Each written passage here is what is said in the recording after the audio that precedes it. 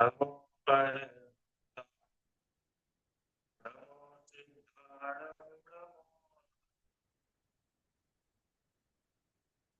नमो वरदाय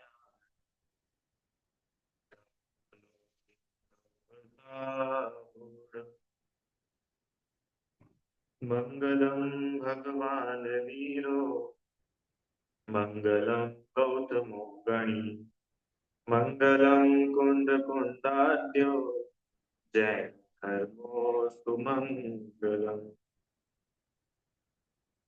भक्तामर प्रणत मौलिमणि प्रभाणा उद्योतकं दलितपापतमोपितानम् सम्यक् प्रणम्य जिनपादयुगं युगादा पालम्बनं भवजले पततां जनानाम् यत्संस्तुतः सकलवाङ्मयतत्त्वबोधा बुद्धिपटुभिः सुरलोकनाथे स्तोत्रैर्जगत्त्रयचित्तहरेरुदाते तोष्ये किलाहृतं प्रथमं जिनेन्द्रम्।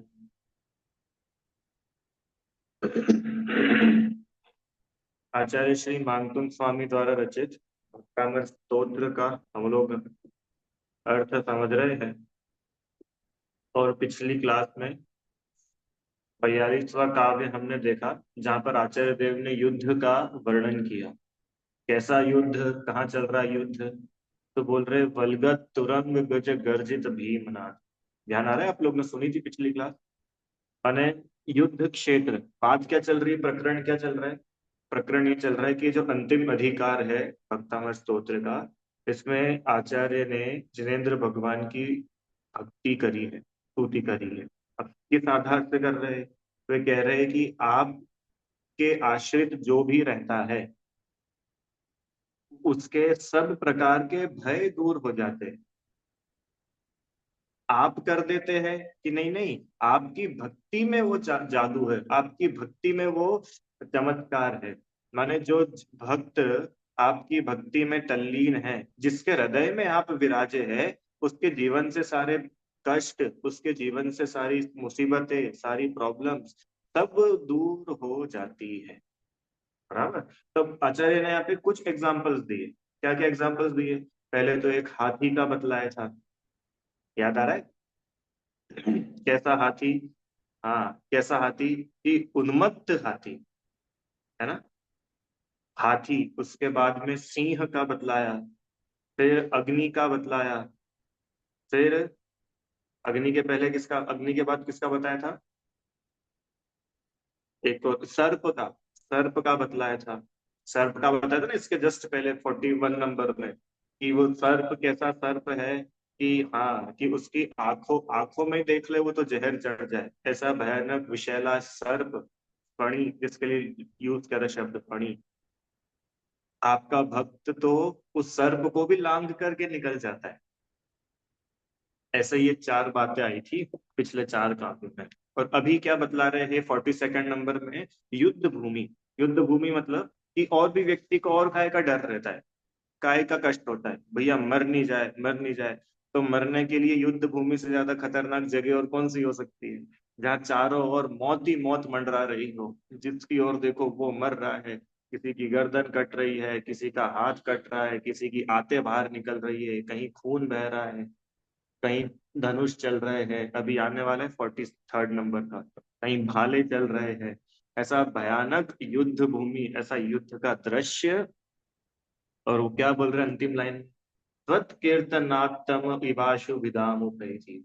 हे जिनेन्द्र देव, आपके कीर्तन मात्र से आशु, आशु माने शीघ्र ही आपका भक्त सारे शत्रुओं का विनाश कर देता है ना। देखो इसका अर्थ अपन पढ़ते हैं 42 का, फिर 43 नंबर शुरू करेंगे।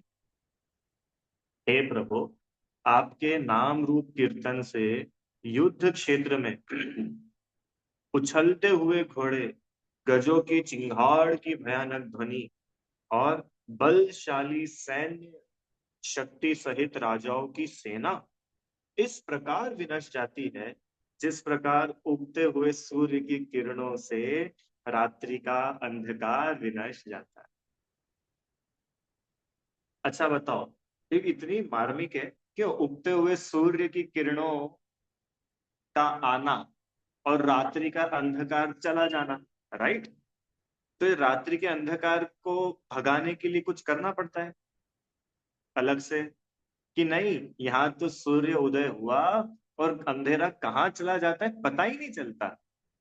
हाँ कि ना? आप लोगों ने देखा होगा ना, सुबह सुबह जब ये सूर्योदय होता है तो सूर्योदय के और थोड़ा पहले का समय देखो, एकदम अंधेरा, एकदम अंधेरा, है ना? और देखते ही देखते देखते देखते अंधेरा कहाँ चला गया और कहाँ उजाला हो गया, सूर्य आसमान पे छा गया, पता ही नहीं चलता। ऐसे ही जिसके हृदय में जिन देव बसे हो, जिसके अंतरंग में भगवान की भक्ति हो, त्वत नाम कीर्तन लिखा ना, आपके नाम रूप कीर्तन से ये सारे शत्रु, घोड़े, गज, ये सारी सेनाएं कहाँ विनष्ट जाती है पता ही नहीं चलता। तो आप क्या कह रहे हो कि ये आचार्य हिंसा का उपदेश दे रहे हैं क्या? क्यों? युद्ध में दो पार्टी होती है ना। हाँ आंटी जी, युद्ध में दो पार्टी होती है, एक ये वाला राजा और एक ये वाला राजा। अब इनमें से बताओ कौन सा वाला राजा भगवान का भक्त है, जो भगवान की भक्ति कर रहा है? क्यों? अच्छा चलो अपन वर्तमान युग में चलते हैं, दो युद्ध चल रहे हैं, एक तरफ है रामचंद्र जी, एक तरफ है रावण। दोनों ही तो जैन है, दोनों ही भगवान के भगत है। अब भगवान किसकी हेल्प करेंगे? एक तरफ है भरत, एक तरफ है बाहुबली, दोनों जैन है। अरे दोनों भाइयों में युद्ध हुए थे ना, तीन युद्ध हुए थे। अच्छा, एक तरफ है पांडव, एक तरफ है कौरव, दोनों जैन है, अब क्या करें? और ऐसे अनेकों अनेकों उदाहरण आपको मिल जाएंगे। तो बोल रहे कि भगवान ये देख करके कोई की हेल्प नहीं कर रहे कि ये जैन है या ये जैन नहीं है, किसकी हेल्प करूं या नहीं करूं। दोनों के हृदय में ही भगवान बसे हुए हैं। रावण भी भगवान का कम भक्त नहीं था, और रामचंद्र जी भी कोई कम भक्त नहीं थे। पद्म पुराण में पढ़िएगा, रावण की भक्ति क्या गजब की भक्ति थी। पर्व के दिन आ जाते थे, युद्ध के समय में अष्टानिका आ गई तो 8 दिन तक युद्ध विराम, नो युद्ध, नो लड़ाई, नो हिंसा, नो फाइट। सब क्या करेंगे? सब भगवान की भक्ति करेंगे, पूजा करेंगे। हम्म। तो भगवान शांतिनाथ भगवान की स्तुति चल रही है, भक्ति चल रही है, और वो उसका तार टूट गया तो अपनी नसों से निकाल करके तार बना दिया। माने ये दर्शा रहा है कि उसके अंतरंग में भी भगवान की भक्ति अच्छी मात्रा में थी। तो फिर भगवान ने तो हेल्प ही नहीं की रावण की, रावण तो हार गया। तो बात ये नहीं है कि कौन जीतेगा और कौन हारेगा, क्योंकि अगर हार जीत की बात आएगी ना, अगर जैसे यहाँ पर भी आप बात देखो, यहाँ क्या लिख रहे हैं? अ, आपके नाम रूप कीर्तन से ये सब कुछ क्या हो जाता है? विनष्ट जाता है। अब अगर विनष्ट जाता है तो इसका मतलब ये हुआ क्या, कि मेरे सामने शत्रु है और मैंने भगवान का नाम लिया, भगवान का नाम लिया, और क्या हुआ? मेरा शत्रु मर गया। तो भगवान का नाम लेना किसी की मौत में कारण बनना चाहिए क्या? आपको बात आ रही कि नहीं समझ में?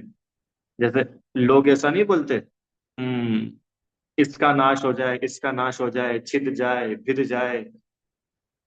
तो बोल रहे कि भाई ये छिद जाए फिर जाए की जो भावना है, ये योग्य भावना नहीं है। आप भगवान से प्रार्थना कर रहे हैं, क्या प्रार्थना कर रहे हैं? कि सामने वाली पार्टी मर जाए, उसका मरण हो जाए, हिंसा हो जाए, उसकी पत्नी विधवा हो जाए, बच्चे अनाथ हो जाए।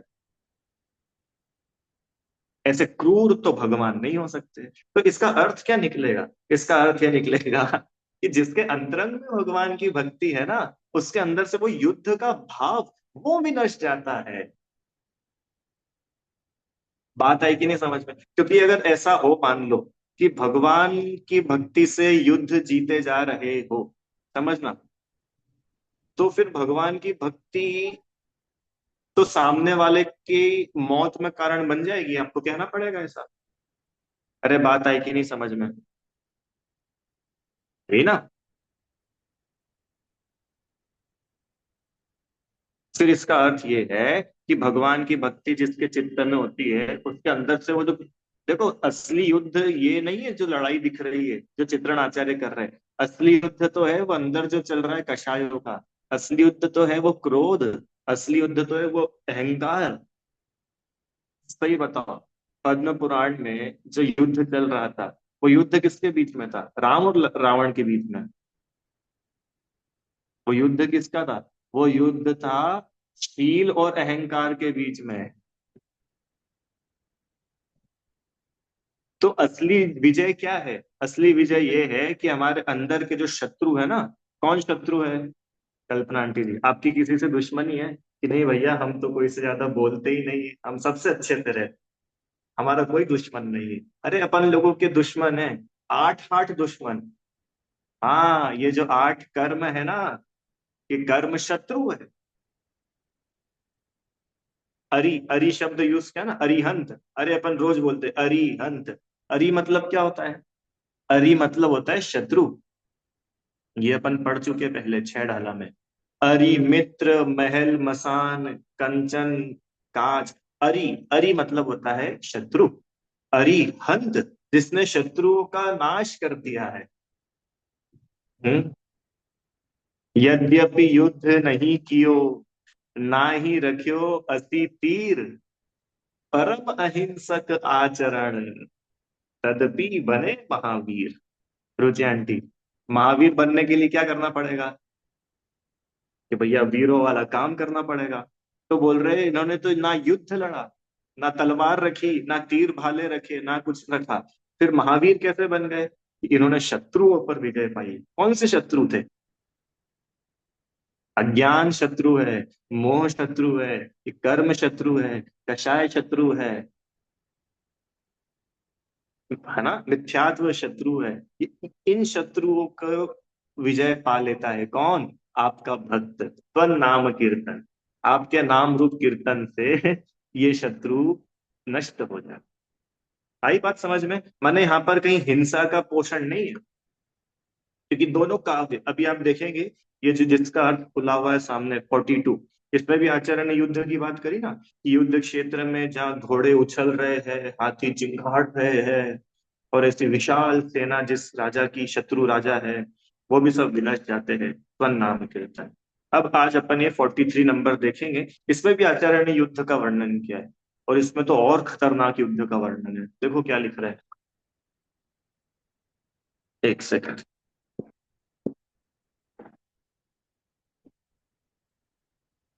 अच्छा, ये टाइपिंग मिस्टेक हो गई है। कुंताग्र आएगा वहां पे, ठीक है? कुंताग्र है, आप ध्यान से पढ़िएगा। कुंताग्र भिन्न गज शोणित वारिवाह, वेगावतार तरणातुर योध भीमे, युद्धे जयं विजित दुर्जय जय पक्षा, त्वत्पाद पंकज वनाश्रयणो लभन्ते। ओहो, अब क्या हुआ भैया उस युद्ध में? देखो क्या कह रहे हैं। कुंताग्र भिन्न गज शोणित वारी वाह। कुंताग्र, कुंत, कुंत मतलब होता है भाला। भाले, सब भाले देखे आप लोगों ने? कैसा होता है भाला? अब ऐसे करके फेंकते जो, हाँ। और कुंताग्र, भालों का अग्रभाग, है ना, वो जो एकदम नुकीला पोर्शन होता है। हाँ, कुंताग्र भिन्न गज, देखो फिर से वो हाथी आ गया। क्या हो गया है उस हाथी के साथ? भिन्न, विदार गया है। माने वो भालों के वार से हाथियों के मस्तक के टुकड़े हो गए हैं। जगह जगह से उनको चोट आ गई है। और शोणित, शोणित मतलब खून, रक्त। ये पिछले काव्य में भी आया था ना, शोणित। वारी वाह, वारी मतलब होता है जल, वाह माने प्रवाह। क्या कह रहे हैं कि भालों के अग्रभाग से युद्ध चल रहा है। युद्ध भूमि चारों ओर से क्या हो रहा है? कहीं से तीर आ रहा है, कहीं से धनुष, कहीं से भाले, कहीं से तलवार चल रही है। वार, शत्रु सामने से वार कर रहा है, इधर से सामने वार हो रहा है। हाथी पर भी लग रहा है, घोड़ों पर भी लग रहा है, मनुष्य पर भी लग रहा है, पैदल सैनिकों पे भी लग रहा है, सेनापति पे लग रहा है। हम्म। पूरे की पूरी चारों ओर क्या छाया हुआ है? मौत का तांडव हो रहा है। सर्व और क्या हो रहा है? कहीं इसको चोट पड़ रही है, कहीं ये जोखिम हो रहा है, कहीं ये हो रहा है। कुल मिला के ऐसी दशा हो गई है कि मानो वहां रक्त जल प्रवाह, ओ खून की नदी बह रही है। कैसा युद्ध देखा है आप लोगों ने ऐसा? भैया हमने तो नहीं देखा, देखना चाहते हो क्या? नहीं भाई, हमको ऐसी चीज देखनी नहीं। आचार्य ने लिख दिया वही बहुत है। क्या लिख रहे हैं? कि जहां ऐसा खून का प्रवाह, खून की नदियां, भयानक युद्ध। और अब आप इमेजिन करो ऐसी कोई सिचुएशन हो, ऐसी खतरनाक सिचुएशन, क्या हो रहा है? चारों ओर खून की नदियां बह रही। और वेगावतार तरणातुर्विबोधति। वेग, वेगावतार। वेग, वेग मतलब होता है शीघ्र, गति, शीघ्रता से उतरने के लिए। तरण, तरण मतलब होता है पार होना। तरण मतलब पार। एक शब्द होता है ना, तरण तारण। तरण मतलब पार, और तारण मतलब पार कराने वाले। तरण आतुर, आतुर माने उत्सुक, उतावला, बहुत तैयारी है बिल्कुल काय के लिए? वो खून की नदी को पार करने के लिए तैयार। कौन? योध भीम में, भयंकर योद्धा। ये भीम शब्द पहले भी आया था ना, भीमनाद। इसके पहले वाले में आया था हाथियों की चिंगाड़। भीम माने भयंकर आवाज। अब इसको दोनों को मिक्स करो, क्या कह रहे हैं आचार्य? रुद्र एक ऐसा युद्ध है कि ऐसा युद्ध चल रहा है कि भालों के अग्रभाग से हाथी को विदार दिया गया है। और अकेला हाथी नहीं, सब लेना वहां पे। मैंने, आप पढ़ के देखिए, मैंने पिछली क्लास में भी बताया था। पद्म पुराण और ये महापुराण आदि में पढ़ो, युद्ध के वर्णन। गर्दन अलग हो गई है तो भी उधर से वो, इधर धड़ से अलग होगी ना गर्दन, तो भी बोल रहा है तुझे छोड़ूंगा नहीं। इधर वार हो गया है, पेट में से आते बाहर आ गई है, और एक हाथ से आतों को पकड़ रखा है और एक हाथ में तलवार है, और युद्ध चल रहा है। तो ऐसा भयानक युद्ध जहाँ चल रहा हो, खून की नदियां बह रही हो, और योद्धा कैसे? रुचि आंटी, योद्धा कैसा? योद्धा ऐसा नहीं कि ये सब सीन देख करके भाग रहा हो, अरे भैया बड़ा डर लग गया, नहीं नहीं नहीं हमसे तो देखा नहीं जा रहा। वो बोल रहे ऐसी खून की नदियों को पार करके सामने शत्रुओं पर जाने को जो उतावला हो रहा है, ऐसा भयंकर योद्धा सामने खड़ा है। आ रहा है आपको समझ में? ऐसा भयानक योद्धा सामने है कि जो किसी खून की नदी को भी शीघ्र पार करने को, सामने शत्रुओं के पास जाने को एकदम उतावला हुआ जा रहा है। और आगे क्या कह रहा है? युद्धे जयम विजित दुर्जय जेय पक्षा साहा। युद्धे, युद्ध में, जयम विजय, विजित पराजित, दुर्जय जिसको जीतना कठिन है, जेय जीतने, पक्षा पक्षधर। माने ऐसे युद्ध में भी, कैसे युद्ध में कि जिसको अ, जीतना बड़ा कठिन है। पक्ष दल, पक्ष दल मतलब समझते हो? पक्ष दल मतलब, दल मतलब क्या होता है? दल, शत्रु समूह, है ना? तो ऐसे लोगों को जिनको जीतना भी कठिन है, दुर्जय है, ऐसे युद्ध में विजय पाना भी कठिन है, उसमें भी त्वद पाद पंकज वनाश्रयणो लभन्ते। आपके चरण कमल रूपी वन के आश्रित जो हो, वो क्या होता है? लभन्ते, लाभ पाते। क्या लाभ पाते हैं? उनको जीत लेते हैं। किसको जीत लेते? ऐसे भयानक योद्धा, जो वो खून की नदी भी पार करके आने को आतुर है और बिल्कुल खड़ा है मार डालने के लिए। हम्म। ऐसे में भी जो आपके चरण कमल रूपी वन के आश्रित है, वो ऐसे युद्ध में भी क्या होते हैं? विजय को पा लेते। जिनको जीतना कठिन है, उन्हें भी जीत लेते हैं। आया समझ में?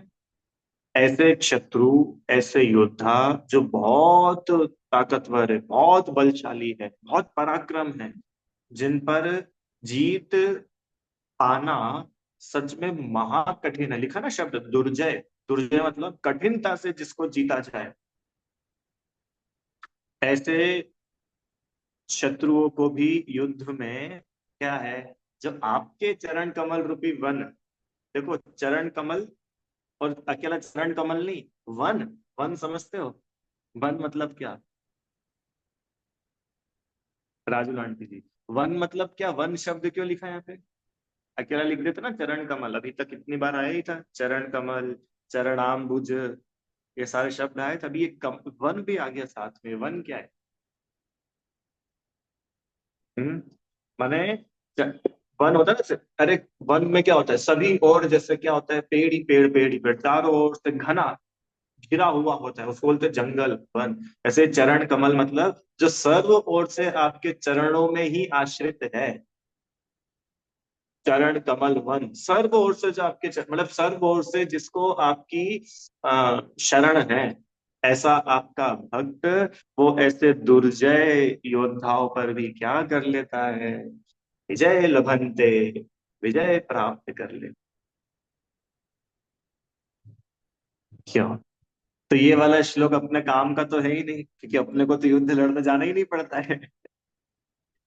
हैं? अपन कभी इंडिया पाकिस्तान बॉर्डर पे पोस्टिंग होती अपनी, तो चलो अपने को काम आ जाता, 42 और 43 नंबर, है कि नहीं?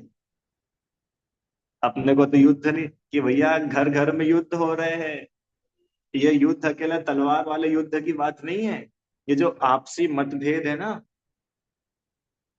देखो इसके सारे पक्ष लेकर के चलना, अभी वो तो मूल है ही कि भाई कर्म शत्रु है और उस शत्रु से तो हर किसी को जीतना ही है। अभी तो मैं आपको बहुत बेसिक बात बतला रहा हूँ रुचि आंटी। हमारे घरों में युद्ध चल रहे कि नहीं चल रहे हैं? चल रहे। भाई भाई में चल रहे, पिताजी और बेटे में चल रहे, माँ और बेटे में चल रहे, पति और पत्नी में चल रहे। क्यों? पति और पत्नी ने दोनों काव्य बांट लिए। जब भी लड़ाई होगी 42 नंबर तू पढ़ना, 43 नंबर मैं पढ़ूंगा। कि घर घर में लड़ाइयाँ चल रही है, बताओ नहीं चल रही है क्या? घर घर में, समाज समाज में, मंदिर मंदिरों में लड़ाइयाँ चल रही है। तो बोल रहे हैं कि भाई ये हर किसी के काम का है। हर किसी के काम का मतलब कि जिसको भी, इतनी अच्छी बात लिखी टोडरमल जी ने, जिन्हें दुखी ना होना हो वे कषाय ना करे। क्योंकि कषाय करोगे तो दुखी होगे, पक्की बात है। तो ये जो दुख हो रहा है, ये जो युद्ध की बात चल रही, लड़ाई की बात चल रही, अल्टीमेट आचार्य बतलाना तो वही चाह रहे हैं ना कि भाई जो भी दुखी है, जो भी परेशान है, जिसको भी किसी भी प्रकार का भय है, चिंताएं है, प्रॉब्लम्स है, वो सारी प्रॉब्लम्स, चिंता, भय आपके नाम कीर्तन से, आपके चरण कमल रूपी वन में आ जाने से दूर हो जाती है। तो ये अपन सबके काम का है। भले ही वो वाले भाले नहीं चल रहे हो, बाकी ये वाली तो भाले चल रही है ना। शब्दों के बाण चल रहे कि नहीं चल रहे?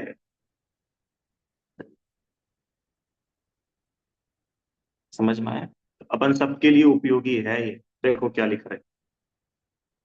हे प्रभु, आपके चरण कमल रूपी वन का आश्रय लेने वाले पुरुष भालों के अग्रभाग से विदारे गए हाथियों के रक्त रूपी जल प्रवाह में शीघ्रता से पार होने को आतुर तथा योद्धाओं के द्वारा भयंकर युद्ध में दुर्जय शत्रु पक्ष को पराजित कर विजय प्राप्त करते। आया समझ में? कुछ प्रश्न है इसमें? दो काव्य आचार्य ने कंटिन्यू, अब देखो दो काव्य आचार्य ने कंटिन्यू लिखे। देखो भाई, शेर के लिए एक लिख लिया, अग्नि के लिए एक लिख लिया था, हाथी के लिए लिख लिया, सर्प के लिए लिख लिया, ये युद्ध के लिए दो क्यों लिखे? और दोनों में भी कोई बहुत खास डिफरेंस तो नहीं है। पिछले वाले काव्य में भी उन्होंने युद्ध का वर्णन किया और इस वाले काव्य में भी युद्ध का वर्णन किया। तो ये दो अलग अलग काव्यों की क्या आवश्यकता थी? कौन बताएगा? हम्म। देखो, दोनों में क्या डिफरेंस है? अच्छा, समानता तो पता है दोनों में क्या समानता है? कि बात वही है कि युद्ध क्षेत्र जैसा भयानक भी अ, दशा क्यों न बन जाए, जो आपकी भक्ति करता है वो उससे पार हो जाता है। बात तो इतनी सी बतानी है। फिर दो काव्यों में क्या बोला जय श्री आंटे जी? ये जो पहला था ना 42वां, 42 वाले में तो उन्होंने क्या शब्द डाला था? भिदामुपैति, भिदाम, विनाश को प्राप्त हो जाता है। पहले वाले काव्य में क्या बोला? कि सामने वाला शत्रु विनाश को प्राप्त हो जाता है। राइट? नास्ति कथन, नास्ति ऐसा, मतलब नेगेटिव सेंस में ना, कि उसका विनाश हो जाता है। और अभी 43 में क्या बोल रहे हैं? लभंते, जयम लभंते, हम जीत जाते हैं। आया दोनों में अंतर? 42 में क्या बोला था? सामने वाले का नाश हो जाए। और इधर इधर क्या बोल रहे हैं? अपनी विजय हो जाएगी। ठीक है, बात एक ही है दोनों। रावण हारा बोलो कि रामचंद्र जी जीते, बात तो एक ही है। पर दोनों कथन की अपेक्षाएं हैं। एक उस साइड से कथन किया नास्ती रूप से, रस्ती रूप से कथन। ठीक है। बात इतनी है कि जिस भी जीव के जीवन में थोड़े से भी कष्ट हो, दुख हो, समस्याएं हो, परेशानियां हो, उसको क्या जरूरत है? उसको ये जरूरत है सम्यक प्रकार से जिनदेव के चरणों का आश्रय ले। तो क्या हुआ भैया, इससे सब परेशानियां दूर हो जाएगी क्या? कि संयोगों की गारंटी हम नहीं लेते, पर तुम्हारे चित्त में शांति अवश्य आ जाएगी। फिर संयोग चाहे जैसे रहे, तुमको वो अफेक्ट नहीं कर सकते। ठीक है, आई बात समझ में? चलो, तो क्या बात हुई कि ऐसे युद्ध क्षेत्र में भी भयंकर योद्धाओं द्वारा भी जो दुर्जय शत्रु पक्ष है उसको पराजित कर विजय प्राप्त करते हैं। कौन? जो आपके चरण कमल रूपी वन का आश्रय लेते। चलो, अब दो तीन बातें अपने को इसमें करनी है। एक तो चरण कमल रूपी वन का आश्रय, इसका क्या अर्थ है? दूसरा, युद्ध का क्या अर्थ है? और शत्रुओं का क्या अर्थ है? तीन बात बस। कहाँ से शुरू करें? चरण कमल रूपी, चलो। चरण कमल रूपी वन, क्या है चरण कमल रूपी वन? बोलो। इसके लिए कोई जमीन खरीदनी पड़ेगी क्या अपने को? वन विभाग वालों से बात करनी पड़ेगी? क्या करना पड़ेगा? ये चरण कमल रूपी वन का आश्रय, ही शब्द बड़ा इंपॉर्टेंट है। आश्रय, बार बार आचार्य ने यूज करा। आश्रय मतलब क्या? आश्रय मतलब उसके नीचे आ जाओ। सरल भाषा में ये ना भैया, उसके नीचे आ जाओ, उसकी छाव तले, उसकी शरण में। किसकी शरण में? चरण कमल रूपी वन की शरण में, भगवान की। अब वो उन्हीं भगवान को बताने के लिए अलग अलग शब्द यूज, कहीं लिख रहे त्वन नाम कीर्तन, कहीं लिख रहे जिसके हृदय में आप बैठे हो। है ना? वो सिंह वाले में आया था ना, हृदय पुंस, जिस पुरुष के हृदय में आप विराजे हो, वैसा भयानक सिंह का भी उसको भय नहीं होता। तो बात यह है कि जिनेंद्र भगवान के चरण कमल रूपी वन का आश्रय कैसे लिया जाए? कैसे लिया जाए? बोलो।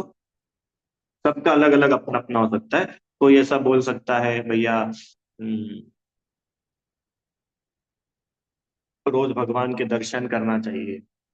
ठीक है, ये भी एक तरीका है। हमें पंच परमेष्ठि का स्मरण करना चाहिए, ये भी एक तरीका है। अभी मैं आपको सब सारे एंगल्स दिखा रहा हूँ उसके, जय श्री राम जी। हमें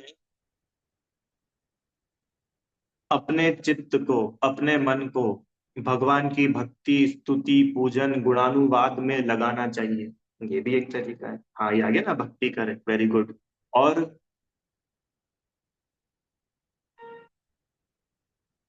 अच्छा, उन्होंने जो बतलाया उसको पढ़ना, समझना, उसको जीवन में उतारना, ये भी एक तरह से उनका आश्रय ही है। क्या? और बोलो। इस सब आ जाएगा इसमें, सब आप चिंता नहीं करो। तीर्थ यात्रा है कि नहीं इसके अंदर इंक्लूड, बताओ। बोलो। हाँ, तीर्थ यात्रा इंक्लूडेड है। आप बोल रहे हो भैया तीर्थ यात्रा क्या, हम तो शिखर जी गए थे, हमको तो वही बंदरों से डर लग गया था। क्यों, इसमें बंदरों का तो लिखा ही नहीं है, फिर क्या करें अपन। हाथी का लिखा है, शेर का लिखा है, सांप का लिखा है, बंदर का नहीं लिखा। हाँ, विशुद्धि बढ़ाकर। गुड। तो भैया ऐसे एक एक जानवरों के अलग से नहीं लिखेंगे। गीदड़ का नहीं लिखा है, नेवले का नहीं लिखा है, चीता का नहीं लिखा है, तो क्या करें। अरे एक बतला दिया ना, अब सब लगा लेना।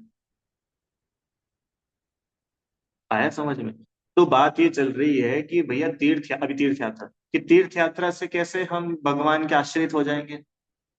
सुनो, वहां जाकर के पहाड़ का राउंड लगाने की बात नहीं चल रही है। उस क्षेत्र पर जाकर के हमको उनका स्मरण हो, ओ ये वही पावन पवित्र भूमि है जहाँ से अनंत अनंत जीवों ने अपने स्वरूप की आराधना करके मुक्ति को पाया। माने एक भी चीज ऐसी नहीं है जो हमको अपने आप से दूर करती हो। हर चीज हमें अपने आप से जोड़ती है। जय श्री आंटी जी।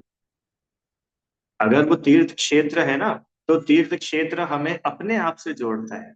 अगर कोई अतिशय क्षेत्र है ना, अतिशय क्षेत्र समझते हैं आप लोग। अतिशय क्षेत्र क्या होता है, कि भैया जहाँ पे कोई अतिशय हुआ हो, जहाँ देवों ने ताली बजाई हो, घंटे बजाए हो, जहाँ भगवान की प्रतिमा से पानी निकल गया हो। अरे वो दादा वो नहीं होता है। जहाँ कल्याणक हुए हो, कल्याणक भूमि, कल्याणक क्षेत्र, उनको बोलते हैं अतिशय क्षेत्र। आया समझ में। और जहां से मोक्ष हुआ हो वो निर्वाण क्षेत्र, निर्वाण भूमि, तीर्थ क्षेत्र जहां से तिरे हो, तीर्थ क्षेत्र। ठीक है। तो अब मान के चलो क्षेत्र है ना, जैसे मानो बिजौलिया पार्श्वनाथ है, वहां पर क्या हुआ था कि वो जगह पर कामाठिन ऑब्जर्व किया था और उसका पूरा बनाया भी है। अब उस क्षेत्र पे मान लो अपन लोग गए दर्शन के लिए, तो वहां जाकर के हम कैसे भगवान के आश्रित होंगे और हमारे भय दूर होंगे। अब ये बहुत प्रैक्टिकल है। मैं आपको ये इसलिए बता रहा हूँ क्योंकि ये हमारी डेली लाइफ है। हम रोज मंदिर जाते हैं, हम रोज पूजन करते, स्वाध्याय करते, अभिषेक करते होंगे, तीर्थ यात्राओं पर जाते होंगे। तो ये सारी चीजें हम जो कुछ भी कर रहे हैं, ये सब हमारे असली तरीके से काम में आ सके, वो बात अपन सीख रहे हैं। तो तीर्थ यात्रा से हमको कैसे फायदा होगा। अलकांति जी, तीर्थ यात्रा करी आपने, करी होगी ना। तो तीर्थ यात्रा से कुछ फायदा हुआ कि नहीं हुआ।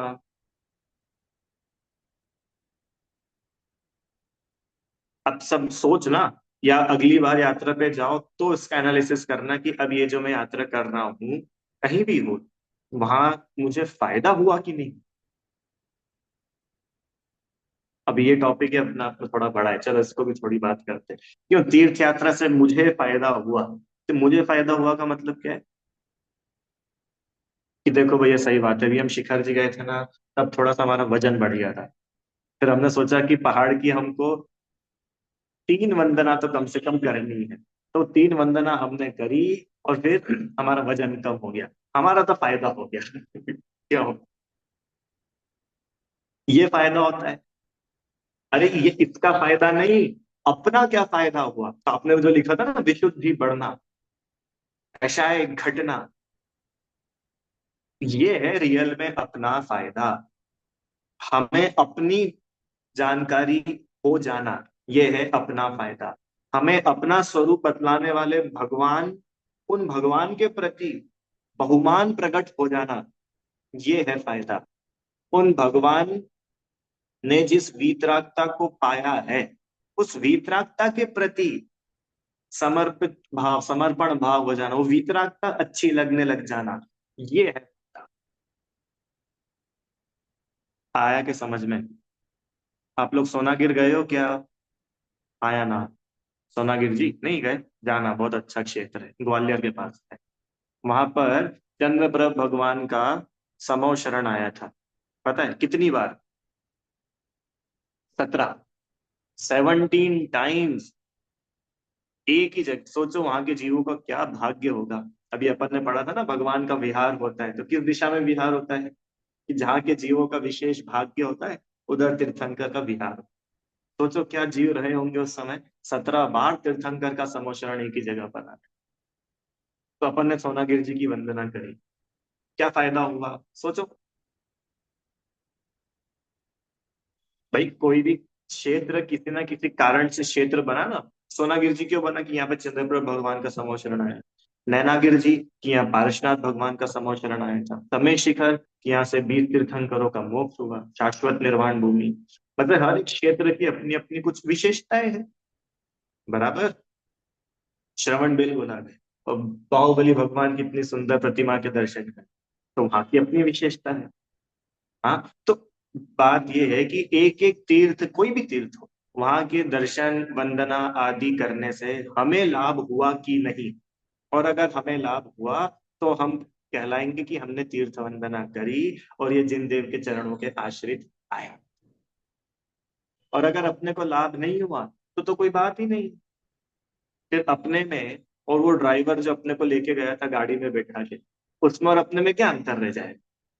वो भी घूम फिर के आ गया, अपन भी घूम फिर के आ गए। उल्टा उसने तो पैसे कमाए, अपने तो खर्च हो गए। तो फायदा कहाँ होगा? तो फायदा ये होगा कि हमारे अंतरंग में विशुद्धि बढ़ी कि नहीं बढ़ी। हम में पहले से कुछ कषाय घटी कि नहीं घटी। और बाहुबली भगवान की विशाल जिन प्रतिमा को देख करके हमें भी उनकी वीतरागता से प्रीत हुई कि नहीं हुई। और हर क्षेत्र की अपनी एक कहानी है। कैसे वो राजा चामुंड राय ने प्रतिमा का निर्माण कराया, कैसे वो नेमिचंद्र आचार्य ने के निर्देशन में सारा काम हुआ। आपको पता है उसी क्षेत्र में गोमटसार लब्धिसार ग्रंथों की रचना हुई, उसी पर्वत के सामने वाले पर्वत पे, चंद्रगिरी पे। तो ये एक एक क्षेत्रों से अपने को कुछ टेक अवे होना चाहिए, तो अपनी वो तीर्थ यात्रा सक्सेसफुल है। आया समझ में? अब से अगर अपन कोई यात्रा पर जाए तो अपने को वहां से कुछ ले करके अपन आए, चोरी मत करना हो भैया। तो पता चला भैया आप थोड़ा सा कुछ लेके आना है, तो हमको वहां का वो गंगोदक का पात्र अच्छा लग रहा था, वो लेके आ गए हम। चोरी नहीं करना है। अपने हित का वहां पर क्या है वो वहां से ग्रहण करो। तब वास्तव में कहलाएगा कि तीर्थ यात्रा हमारे आत्म कल्याण में निमित्त बनी। क्योंकि बात ये चल रही थी ना कि जिन देव के आश्रित, उनके चरण कमल रूपी वन के आश्रित जो है, तो ये एक एक बात। तो तीर्थ यात्रा भी हमारे आत्म कल्याण में निमित्त बन सकती है। ऐसे ही प्रतिदिन हम भगवान के दर्शन करते हैं, वो स्वाध्याय, सत्संग। ठीक है। तो ये तो हुआ चरण कमल रूपी वन के आश्रित। आया इसका अर्थ थोड़ा सा खुलासा कि आप लोग को समझ में आए? चलो। दूसरा, दूसरा कौन सा बात थी डिस्कस करनी थी जो? बोलो जल्दी। युद्ध। युद्ध ना। एक युद्ध और एक शत्रु, ये दो डिस्कशन करना है अभी। युद्ध क्या है भैया? युद्ध जनरली अपन युद्ध क्या बोल समझते? लड़ाई, क्लेश, झगड़ा, युद्ध। तो अभी थोड़ी तो बात अपन ने पहले की थी। कषायों का उत्पन्न होना ही युद्ध है। कषायों का शांत हो जाना ही विजय है। बस इतनी सी बात। युद्ध कब होता है भैया? जब सामने शत्रु आ गया तो बस अब शत्रु से लड़ाई शुरू हुई, युद्ध शुरू हो गया। है ना? तो ऐसे ये कषाय का उत्पन्न होना ही वास्तव में युद्ध है। और कषायों का मिट जाना ही युद्ध विराम है। सफेद झंडा। ठीक है। तो कषायों का उत्पन्न होना। कषायों का क्या लिखा? अतिशय क्षेत्र पनागार के, ये पनागार के बारे में पनागार ही बोल रहे थे ना आप? पनागार ये जबलपुर के पास में आता है वही। अच्छा वो थोड़ा देख के बताऊंगा मैं। अभी ये देखो युद्ध, कषायों का उत्पन्न होना ही युद्ध है। ठीक है। सुनो, युद्ध के लिए, अच्छा युद्ध क्षेत्र, युद्ध क्षेत्र तो वो बाहर था ना, कुरुक्षेत्र, कुरुक्षेत्र में युद्ध हुआ था महाभारत का। युद्ध हुआ था, बहुत ही बड़ा युद्ध। तो ये तो क्षेत्र थे बाहर के। ये अपना आत्मा है ना, ये आत्म प्रदेश, ये युद्ध क्षेत्र है। यहीं पे युद्ध चल रहा है। क्या युद्ध चल रहा है यहाँ पे? लगता है कुछ ऐसा अंदर पे बम फूटा एकदम क्यों?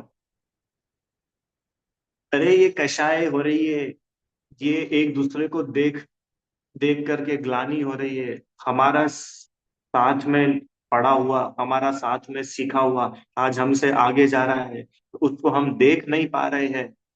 हम्म। किसी की तरक्की हमको बर्दाश्त नहीं हो रही है, किसी की तारीफ हो रही है हमको सुहा नहीं रहा है। ये क्या है? ये युद्ध शुरू हो गया है अंदर। आ रही क्या आपको बात समझ में? ये बम तलवार और ये जो जो भी चीजें होती ना, न्यूक्लियर बॉम्ब, ये सब युद्ध नहीं। इन युद्धों से तो ज्यादा से ज्यादा इस भव का नुकसान है और इस शरीर का नुकसान है। हम तो इस शरीर के अंदर बसने वाला जो आत्मा है, उस आत्मा की रक्षा कैसे हो, कि वो बात चल रही है। ध्रुव, आ रही बात समझ में? सही बताओ, भारत पाकिस्तान का युद्ध हो जाए, ईरान इराक का युद्ध हो जाए, वर्ल्ड वॉर 3 हो जाए, किसका नुकसान होगा?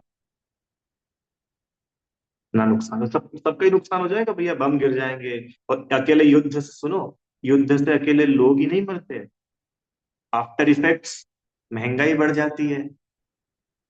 बोलो होता है कि नहीं होता है? गरीबी हो जाती है, बेरोजगारी बढ़ जाती है, कितने कितने उसके आफ्टर इफेक्ट्स होते हैं।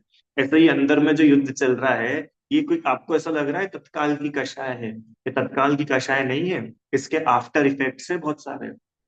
भाव भाव के वो बैर बंध जाता है, कर्म बंधते हैं, कर्मों का उदय आता है और फिर जीव दुखी होता है। हम्म। इसके लिए जरूरी है युद्ध विराम। ध्रुव, कैसे होगा युद्ध विराम? समझौता करो। क्या समझौता करो? कि अपन अपना स्वभाव समझो, पहचानो कि कषाय हमारा स्वरूप नहीं है। तो जब कषाय मेरा स्वरूप नहीं है, तो कषाय करके मैं क्यों जलूं, क्यों दुखी हूं? जरूरत ही क्या है?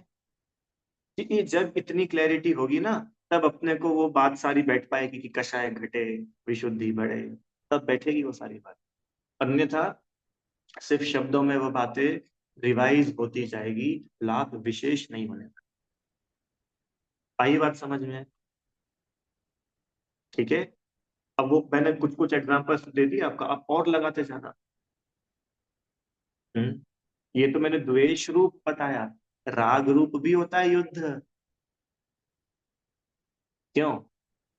जगत में तो द्वेष रूप ही युद्ध होता है, यहाँ तो राग रूप भी युद्ध है। कषाय तो दो ही, दोनों टाइप की है ना। दो कषाय द्वेष रूप है, क्रोध और मान, और मायाचारी और लोभ राग रूप भी है। तो किसी के साथ गुस्सा करना, अभिमान करना तो बुरा है ही। मायाचार और लोभ भी इस आत्मा के लिए अच्छा नहीं है। द्वेष तो बुरा है ही, राग भाव भी बुरा है, उससे भी हमारा अहित होता है, कर्म का आश्रय होता है। और आपको लगेगा क्या कि ये सब युद्धों में द्वेष द्वेष द्वेष द्वेष? नहीं, उस द्वेष के पीछे राग छुपा हुआ है। सही बताओ, ये जो महा पद्म पुराण में जो युद्ध हुआ, रामायण रामायण का युद्ध हुआ, तो ये क्यों हुआ? द्वेष की वजह से कि राग की वजह से? राग की वजह से। रामचंद्र जी को भी सीता से राग, रावण को भी सीता से राग। महाभारत का युद्ध द्वेष की राग, बोलो। राग की वजह से हुआ। द्वेष तो परिणाम है, और कारण क्या है? वो राग भाव। अब आप समझो राग कितना खतरनाक है, और उस राग को कोई बुरा नहीं बोलता। द्वेष को तो सब मिलके गालियां दे देंगे, और वो राग इतना खतरनाक है, उसको कोई बुरा बोलने तैयार नहीं। आ रहा है समझ में?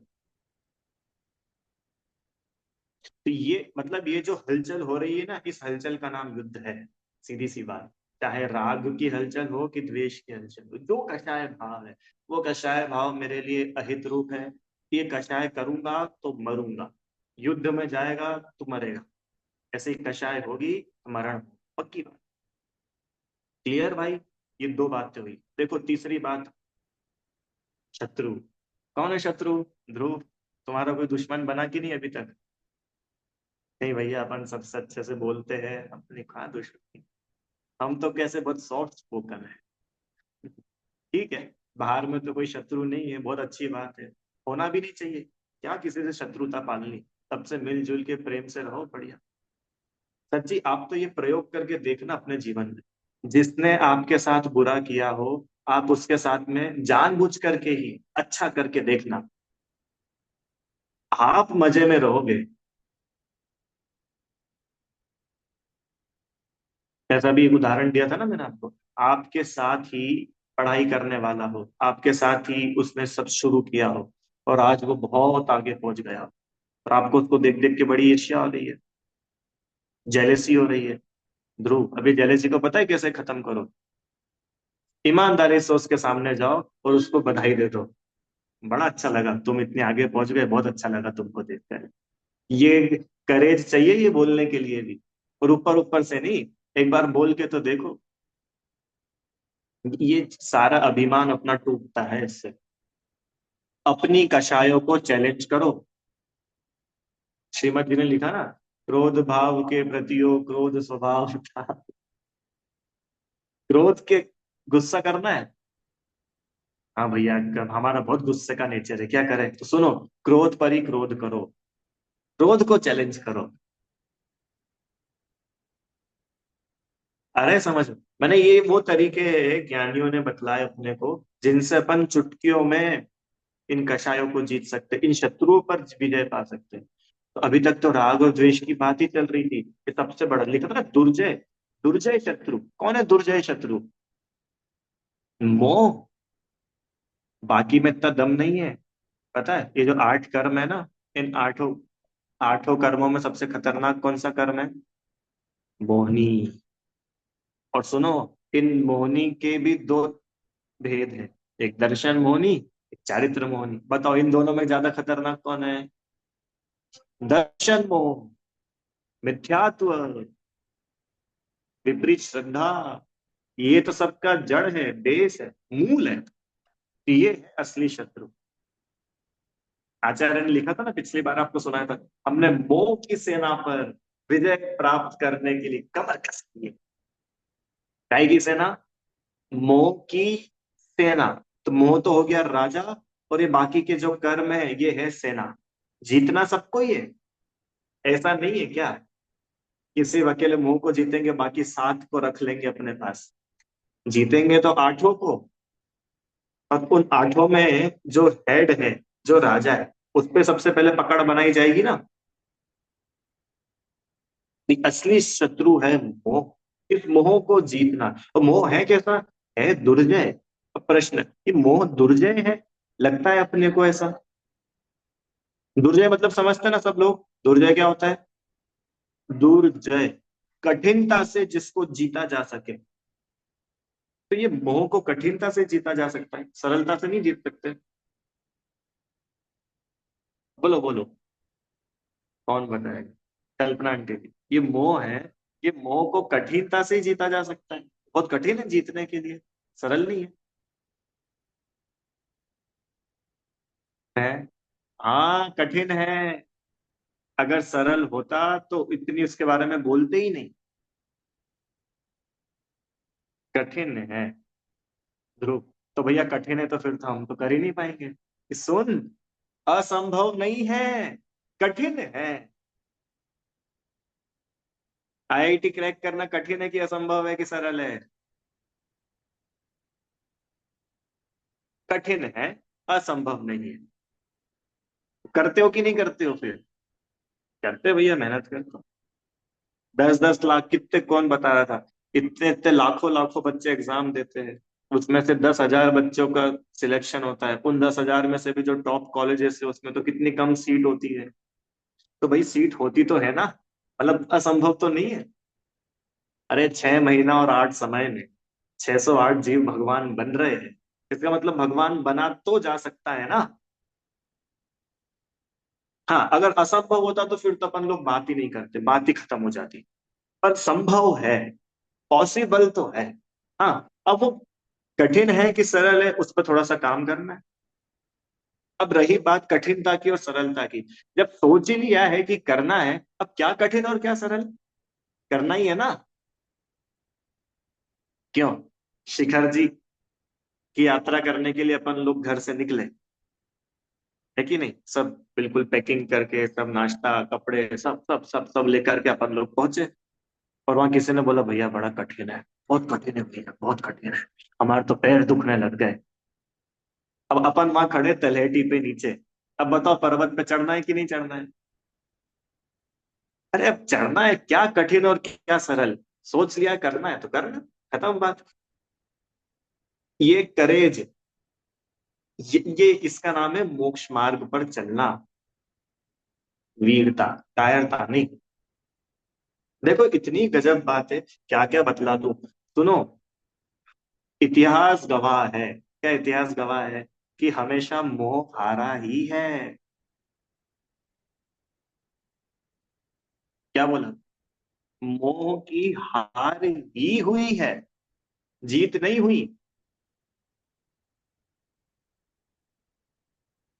अब देख लो उदाहरण, रामचंद्र जी, मोह जीता कि वो जीते, वो जीते। 24 तीर्थंकरों का मोह जीता कि तीर्थंकर जीते,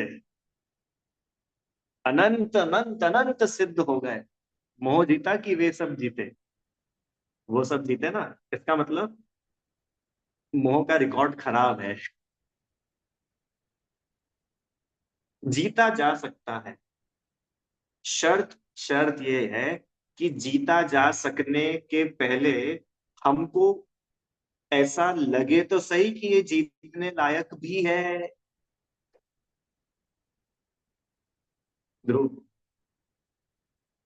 कैंसर को मिटाया जा सकता है कि नहीं मिटाया जा सकता है,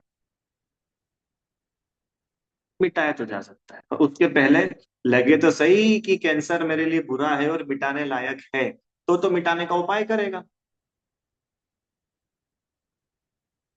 आई की नहीं बात समझ में।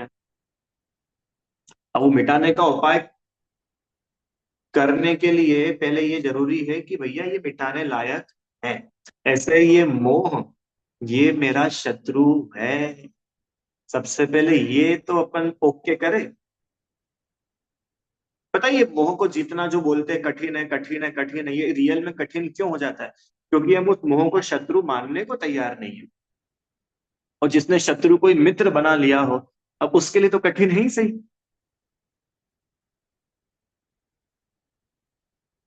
है, वो होते हैं ना, भेदी, भेदी बोलते, भेदी क्या बोलते हैं, है ना, घर का भेदी लंका हटा है। भेदी होता है ना ध्रुव, मतलब वो है तो अपना दुश्मन और अपने साथ में अपना दोस्त बन के रहता है।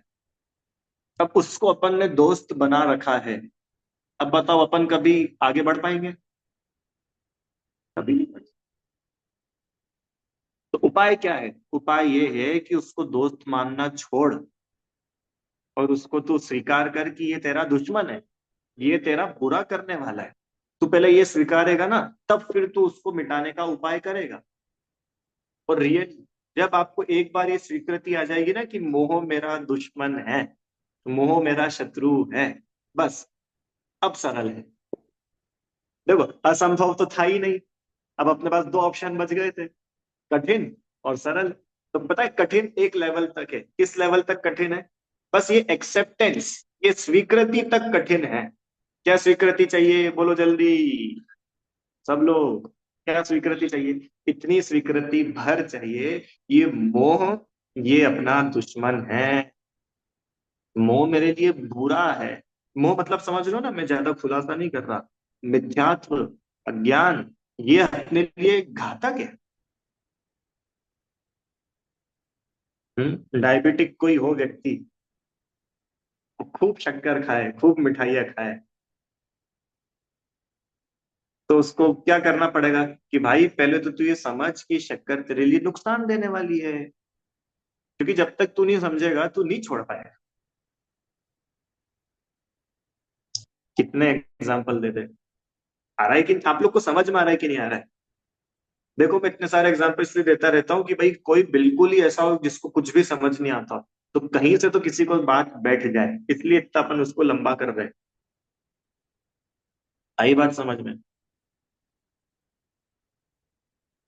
मोह को जीतना कठिन है कि सरल है कि असंभव है? असंभव वाला कौन है भैया, पहले वो हाथ खड़ा करो, तो उससे पहले कुछ बात हो जाए। नहीं, असंभव वाला तो कोई नहीं ना, क्योंकि अगर असंभव होता तो ये होते ही नहीं इतने तीर्थंकर, इतने भगवान, इतने मुनिराज। माने असंभव तो नहीं है। चलो, अब कठिन और सरल दो बच्चे, शत्रुओं को मिटाना है। अब बोलो भैया, कठिन है कि सरल है? हम्म कि शत्रु शत्रु लगता ही नहीं है, इसके लिए कठिन है। सच्ची में कठिन है नहीं, हमने कठिन बना रखा है। वो था नेपोलियन बोनापार्ट, उसकी कहानी मालूम है आपको? उसके पास में सेना ही नहीं होती थी। उसके पास में बहुत बड़ी सेना नहीं होती थी,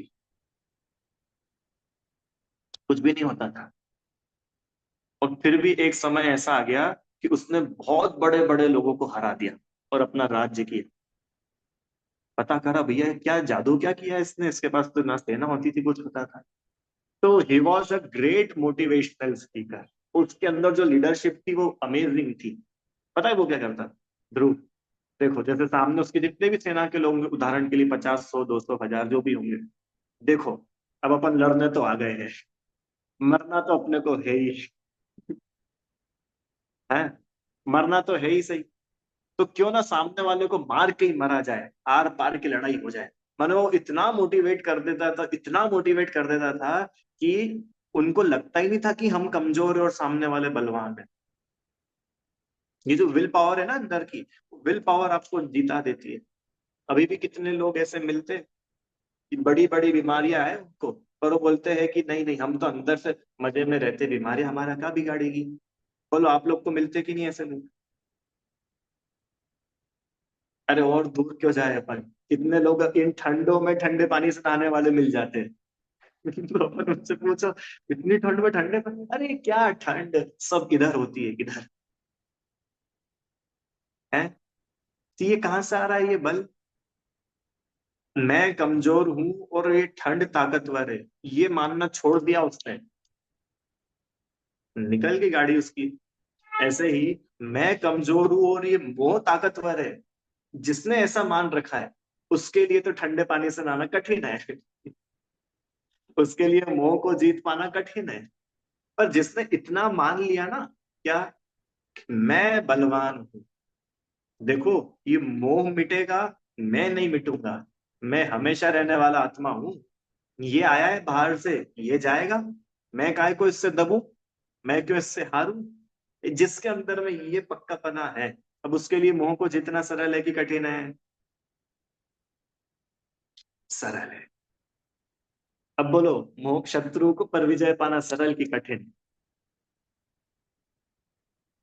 बोलो। अरे कठिन नहीं, सरल। अब तो कठिन मत बोलो भैया। अच्छा, इतना विश्वास तो है कि नहीं आप लोगों को कि ये मोह अपना बुरा है, अपना बुरा करने वाला है ध्रुव? मोह मतलब समझ में आता है ना, और अपन उसको सरल कर दो, मिथ्यात्व, अज्ञानता, ये उल्टी बुद्धि, इससे तो अपना नुकसान हो रहा है और कैसे नुकसान हो रहा है? तो ये जो उल्टी बुद्धि जिससे अपना आए दिन नुकसान हो रहा है, और अकेला नुकसान क्या, बड़ा नुकसान हो रहा है। बोलो, ये इधर ही भटक रहे हैं, कभी तिरंज बन जाएंगे, कभी गधा बन जाएंगे, कभी घोड़ा, कभी उल्लू, कभी तितली, कभी भौरा, कभी चींटी, कभी कुत्ता, कभी बिल्ली, कभी नरक, कभी तिरंज। इसके अलावा और क्या चल रहा है? यही चल रहा है। इसलिए आचार्य कह रहे हैं क्या, दुर्जय शत्रु पर भी विजय पा लेता है। कौन? जो आपके चरणों के आश्रित है वो। अब वो चरणों का आश्रित समझ में आया आपको? एक अवे है, वो चरणों के आश्रित। आप सच्ची में आप कहीं भी चले जाओ, दुनिया के कहीं किसी कोने में चल जाओ, आपके चित्त में जिनदेव बसे हुए हैं, उनकी भक्ति आपके अंतरंग में है ध्रुव, तुम कभी नहीं लूटोगे, कभी नहीं लूटोगे। चाहे कैसी परिस्थिति आ जाए, चाहे कैसे लोग आ जाए, कुछ भी आ जाए, तुम खड़े रहोगे। किसके बल पर? तत्व ज्ञान के बल पर, भेद विज्ञान के बल पर, भगवान की बतलाए गए मार्ग के बल पर, सत्य के बल पर, अहिंसा के बल पर, क्षमा के बल पर, अब ये सब लगाओ। ठीक है भैया, समझ में आ रहा है? हाँ कि ना? नींद आ रही है क्या? हाँ भैया, थोड़ी नींद भी आ रही, थक जाते हैं दिन भर में। कोई बात नहीं, जितना समझ में आए समझो, कोशिश करो। ठीक है, सरल है, कठिन नहीं है। कठिन बना लेते हैं इसलिए कठिन लगता है। क्या क्या बतलाया आपको? चलो आप लोग तो सब इतने एक्सपीरियंस्ड हो, आप लोग मुझसे अगर पूछोगे ना रोटी बनाना कठिन है कि सरल है, तो मैं बोलूंगा कठिन है क्योंकि मेरे तो बनती नहीं। और मैं आपसे पूछूं, बोलो आप आंटी जी, रोटी बनाना कठिन है कि सरल है? अरे भैया, फटाफट बन जाती है। इतनी सिंपल है, इतनी फटाफट, गोल गोल गोल गोल गोल, हम बात भी कर लेते हैं, मोबाइल भी चला लेते हैं, रोटी के साथ साथ सब्जी भी बना लेते हैं, वेरी इजी। तो क्यों वेरी इजी? क्योंकि आपने उसको करके देखा हुआ है, पता है कि कोई दम नहीं है। और मेरे लिए कठिन क्यों है? क्योंकि मैं चाहता ही नहीं हूँ करना, मुझे ऐसा लगता है कि भाई बहुत कठिन है, बहुत कठिन है, अपने को करना ही। तो कठिन माना हुआ है इसलिए तो कठिन लग रहा है। कठिन मानना छोड़ेंगे तो क्यों कठिन लगेगा?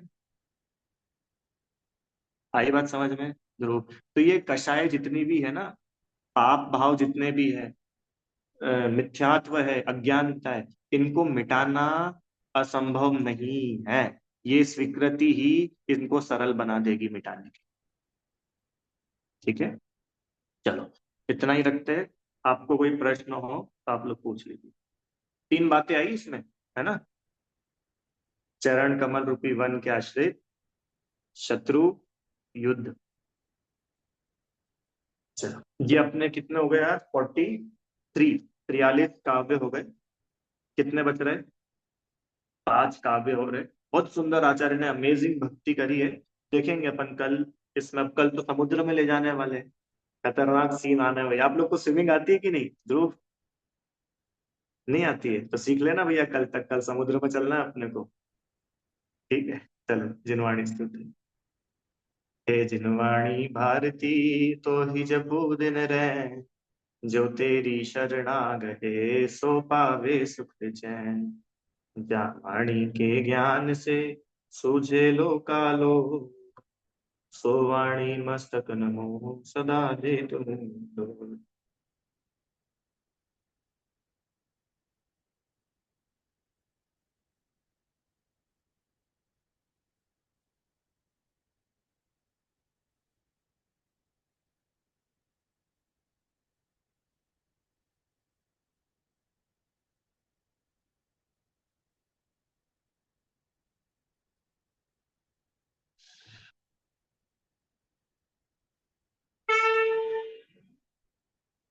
जय बोलिए द्वादशांग में जनवाणी माता की जय हो।